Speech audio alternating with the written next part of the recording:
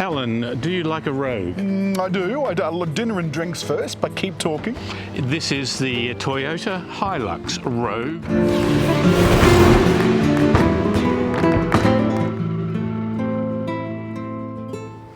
A rogue. That's an Australian expression for a not very savoury character.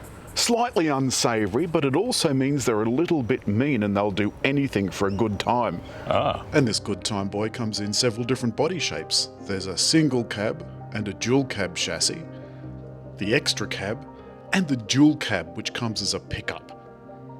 And there are a whole bunch of models as well, going from the Workmate, SR, SR Plus, SR5, Rugged X and Rogue. I'll put the prices in the written review with a link below. Well, when they did the launch of this, I went to the test of this car for ANCAP 5-star rating. I think it was 2019 or something. I went to that, and it needed to be re-rated to get 5 stars. So it needed extra safety stuff for 2019 standards. Now, I'm willing to bet if this car was tested now, there's no way it would get 5 stars. Well, 5 stars is getting harder and harder, isn't it? It is getting harder. As it always has for many years. Alan, you notice the slope on this. It's not a big bull-nose square, get out of my way front. No. So the front has been designed to look a bit more aggressive, a stronger bumper bar, which is sort of lost in the cacophony here, but the black accentuations. I really struggle. I struggle to see a difference here. The headlights, they look a little bit tidier, but to me, this just looks like it did when it launched. I mean, you know, I'd really struggle. David, they spent a lot of money updating this, you know, when they did the 5-star crash upgrade rating thing. But one of the things they did right, I'll wager, is they got a brand new engine. No, it's still a 2.8 litre 4-cylinder diesel, but they did put on a bigger turbo and a bit better cooling for that, intercooling, and so they've got 20 more kilowatts and 50 more newton But we have a meters. big range of engines, right?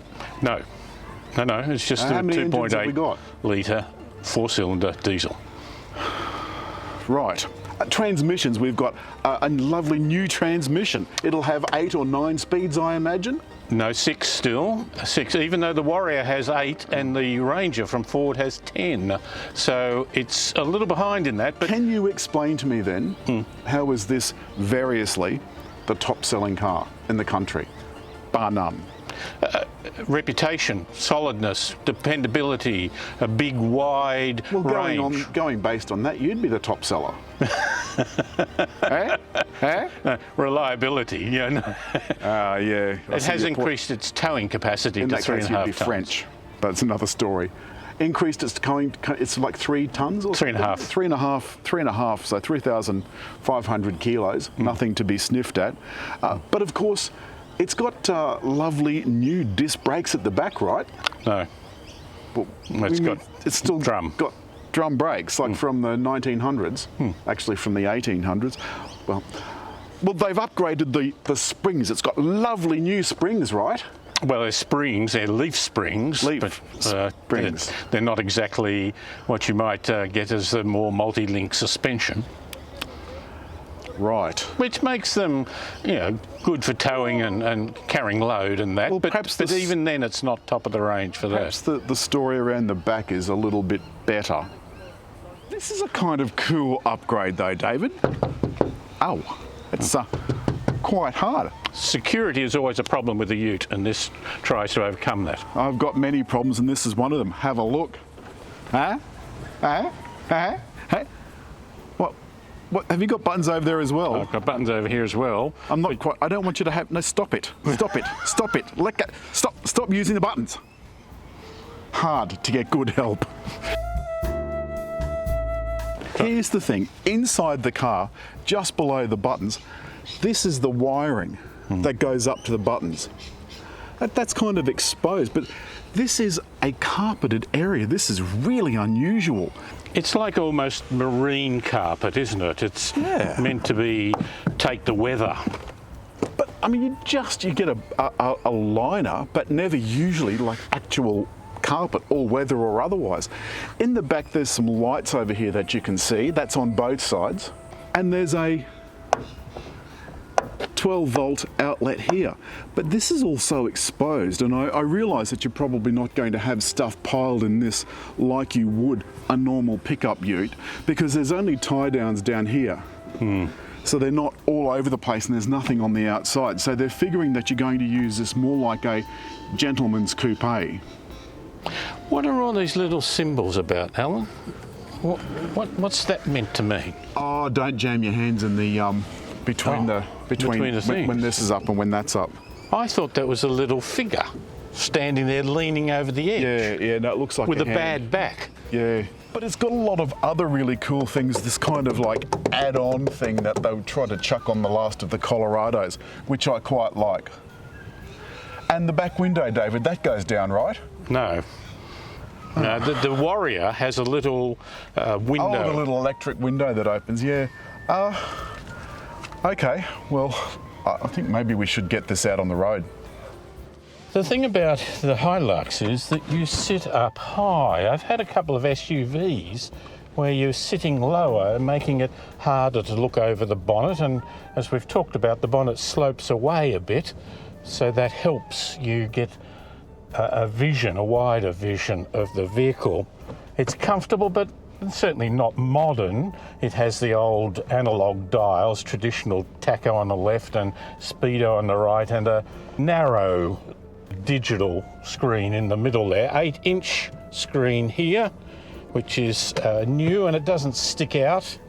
It comes together relatively well, if somewhat old-fashioned in its looks. It's certainly not the most modern. And it's relatively light and easy to drive. As I say, those who don't look to do the rugged four-wheel driving have said that they found it easy to get used to. It looks a bit daunting, but this was a car that once you get into it, you can adapt relatively easily. Dash feels fairly new, fairly fresh. It's got the latest of Toyota's systems here, which I rather like. And it gives you really good access to everything. They've taken the smart cruise control and integrated it with the typical Toyota stalk down below. Such a shame. I'd like to have seen that up on the steering wheel.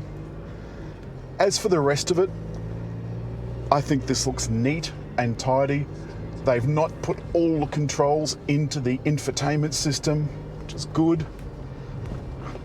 I don't like a whole lot of buttons, but everything that you need to get at you can, including the four-wheel drive controls, which is just a knob down here on the lower dash. The engine has plenty of poke, even in normal mode. It does have a power mode. It's also got an eco mode, for those of you who are eco-minded. Now that we're stopped, I can talk about a few things here at the front. There is seat heating for left and right, but only one temperature. So you put it on and you're going to get a toasty bum or not. Below that, single zone climate control. Now this is the second to top model. I would have expected it would have had 2 zones at least, possibly another zone in the back. This is an expensive automobile. The audio, I've had that playing some of the tunes from my 80s playlist, and I'm not hugely enamored. It's JBL, it's got these fantastic looking speakers, and yet it feels a little bit subpar. The bass, whoever had this car before me had the bass right up, and I can understand why. But the mid and high ranges seem thin and reedy. The space in the back seats is not too bad, considering. And the reason I keep arcing on about the ANCAP and why it's so important is that ANCAP and Euro NCAP are tied together. So whatever the requirements are in Europe, they're also the same in Australia. So if a car gets tested there, we can accept that rating here. This particular one, I went to the upgraded test of this sometime in 2019, I think it was, and then it got 5 stars. And the things you need now for 5 stars, things like blind spot monitor, is not here.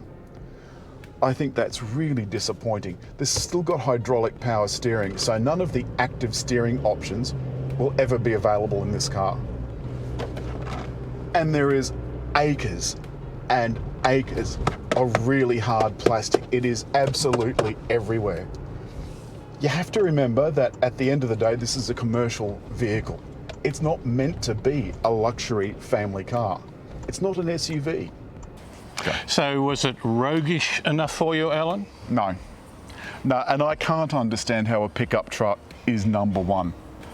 So our job here is done, but only for today, only for this time, David, because it's that time again where you should hit like. Leave a comment. And just over there to subscribe.